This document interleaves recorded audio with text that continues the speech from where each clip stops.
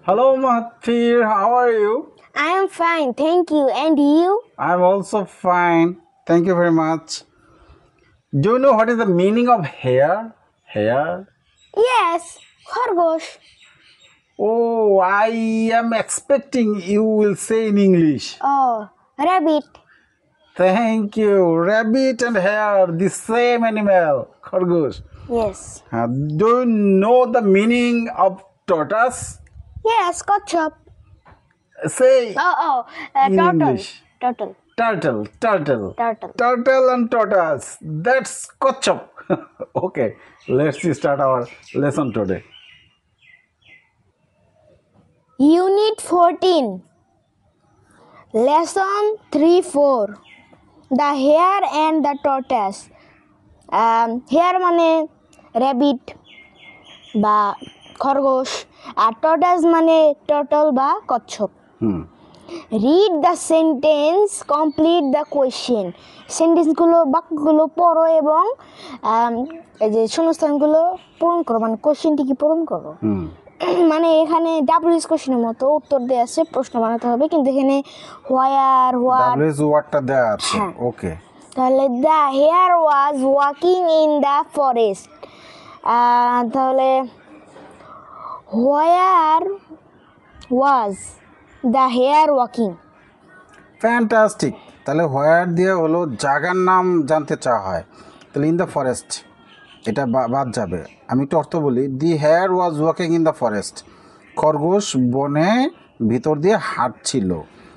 তাহলে হোয়ার ওয়াজ এই যে সাহায্যকারী ভাব থাকলে সেটা আগে আসে, এবং হোয়ার দিয়ে যেহেতু জায়গার নাম জানতে চাওয়া হয় ইন দ্য ফরেস্ট বাদ যাবে কোশ্চেনে।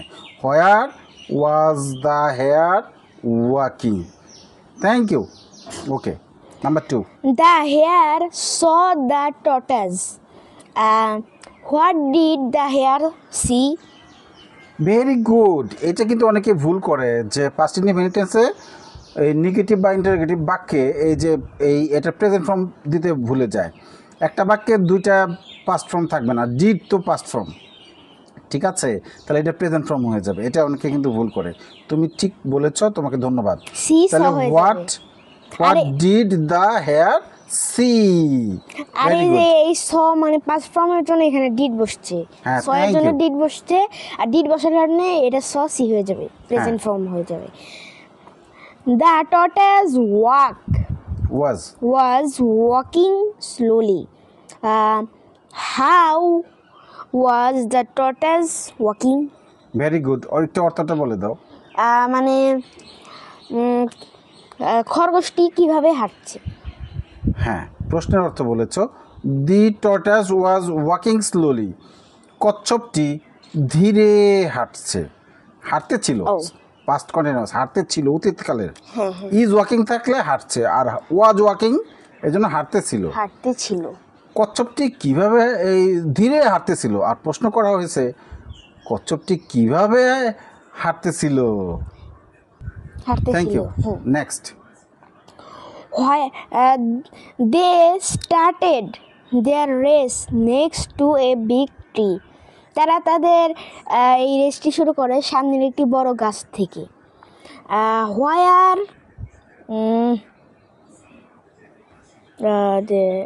Where did they start their race?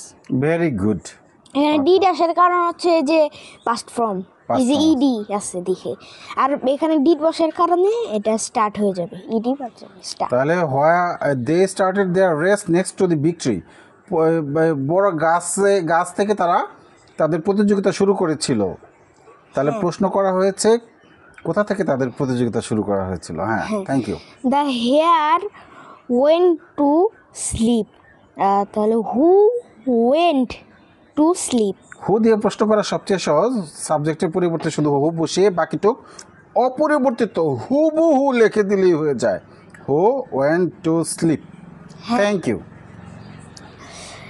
He slept for an hour. How long did he sleep? Sleep. SLEEP. Slept. How long did he sleep? Very good. সে কতক্ষণ ঘুমিয়েছিল? হ্যাঁ। The hare woke up when the tortoise crossed the finish line. মানে খরগোশটি যখন ঘুম থেকে উঠলো তখন কচ্ছপটি শেষ রেখাটি পার করে ফেলেছে। হ্যাঁ, তাহলে এই যে হোয়েন যখন প্রথমে থাকে তখন এটার অর্থ হলো কখন, সময় জানতে চাওয়া হয়। আর এই যে হোয়েন এখানে একটা বাক্যের মাঝে বসেছে, এটার অর্থ যখন। দি হেয়ার ওক আপ মানে খরগোশটি জাগলো বা জেগে গেল হোয়েন যখন কচ্ছপটি ফিনিশ লাইনে অতিক্রম করছিল। ঠিক আছে, ওকে। হ্যাঁ, তাহলে কি হবে? তাহলে when did the hare woke up? Woke up WAK হয়ে যাবে তখন। Woke woke. হ্যাঁ, তাহলে ওয়াক WAK ওয়াক আপ। হ্যাঁ, thank you. The tortoise won the race. Who won the race? Very good. তো তাহলে তুমি কি এটা লেখার জন্য পেন্সিল এনেছো? তাহলে কলম না হয় পেন্সিল নিয়ে আসো। তাহলে অ্যাক্টিভিটি সিতে কি বলেছে? রিড দ্য সেন্টেন্সেস, এই বাক্যগুলো পড়ো। Which animal is each sentence about, মানে প্রত্যেকটা সেন্টেন্স কোন প্রাণী নিয়ে। রাইট টি ফর টর্টাস হলে টি লিখবো, এতদিন আমরা ট্রু হলে টি লিখছি, এখন টর্টাস হলে টি লিখবো। আর এইচ ফর হেয়ার, খরগোশ হলে এইচ লিখবো। ওকে, আমরা কাজটা শুরু করি। অর্থ সব পড়ে অর্থ শোনাও এবং লিখে ফেলো। আর এটা পারার সবথেকে সহজ নিয়ম হচ্ছে রিডিং ভালো করে পড়া। হি is the fastest animal in the forest, মানে সে বনের ভিতর সব থেকে দ্রুত গতি।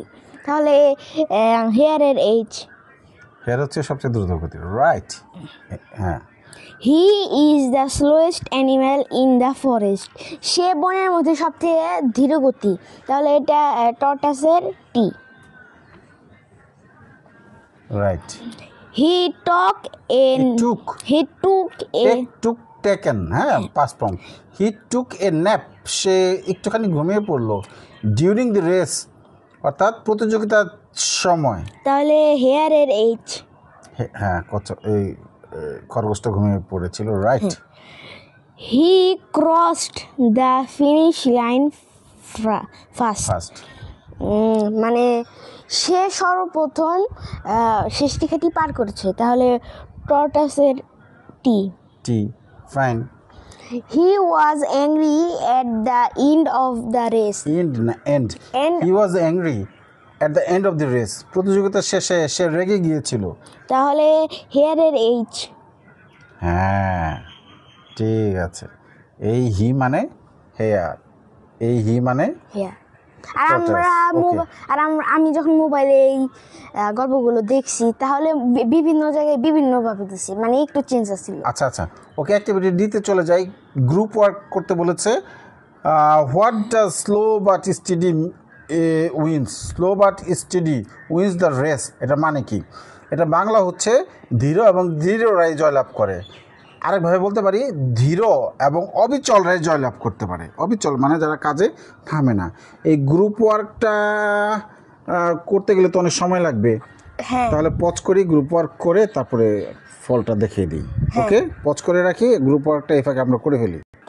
গ্রুপ ওয়ার্ক শেষ। গ্রুপ ওয়ার্কের ফলাফলটা একটু অর্থ সহ পড়ে শোনাচ্ছি। অ্যাক্টিভিটি ডি এর group work. I think it means one may be fast, আমি মনে করি যে একজন ফাস্ট হইতে পারে, মানে দ্রুতগতি সম্পন্ন হইতে পারে। But if he is not steady, সে যদি অবিচল না হয়, he fails to achieve the goal, সে লক্ষ্য অর্জনে ব্যর্থ হবে। গোল মানে লক্ষ্য, অ্যাচিভ মানে অর্জন। তাহলে একটা কাজ করি, একটা তুমি পড়ো একটা আমি পড়ি, তাহলে আমরা দুজন গ্রুপ ওয়ার্ক করি। ওকে।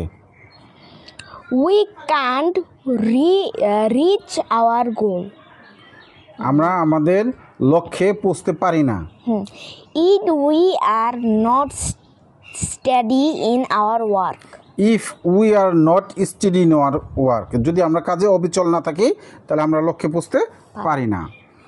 You have to keep working until the job is finished, a job মানে কাজ। You have to keep working, তোমাকে কাজ চালিয়ে যেতে হবে। Until the job is finished, অর্থাৎ কাজ শেষ না হওয়া পর্যন্ত।